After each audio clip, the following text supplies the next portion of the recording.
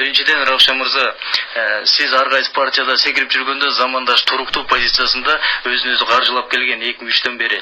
Кыргызстандын тарыхын угуп туруңуз. Кыргызстандын тарыхында замандаштай бир дагы партия жок, структуралуу, системдүү жана мындай өзүнүн тууру бар.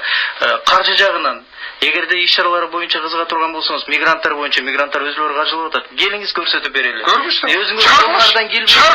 Колуңардан келбей. Чыгаргыч акчаң келип атат. Кыйкырбай сүйлөп. Чыгаргыч акчаң актан келип аткан. Колуңардан келбейби? Партия түптөй албайсыңарбы? Менин акчам жок партия. Мен ачык эле айтам. Менин акчам жок. Менин акчам жок. Вот сен ишчен иштеген эмес. Мен каяктан акча алып атасың? Кыйкырбай сүйлөгүңүздөр. Ана мындай кагаздар боюнча, Равшан мырза, антетиги площадь карап жана көктөр менен отурганда кыйкырыңыз, мага кыйкырбай.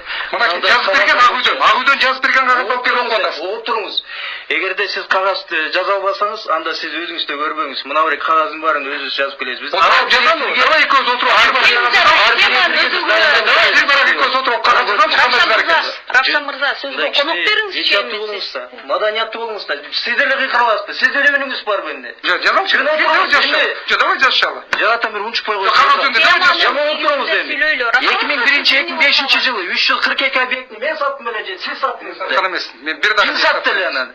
Мына ошол жакта Асыл Таш пансионат меники же сиздикиби? Мен бир дагы объект саттым. Мен байыдымбы же сиз байыдыңыз? Бир дагы объект саттым. Менин бизнесим жок, сиз байыгансыз. Жеңиш мырза, сиз байыгансыз. сабырдуу болуңуз, келиңиз угалы. Саламатсызбы? Колуңуздан келбей партия. Саламатсызбы? Угатабыз сизди. Жеңиш мырза. Жеңиш мырза. Помощник болгонсуз. Мария Макаевна алдында жүргөнсүз. Жеңиш мырза, микрофонду өчүрсөңүз.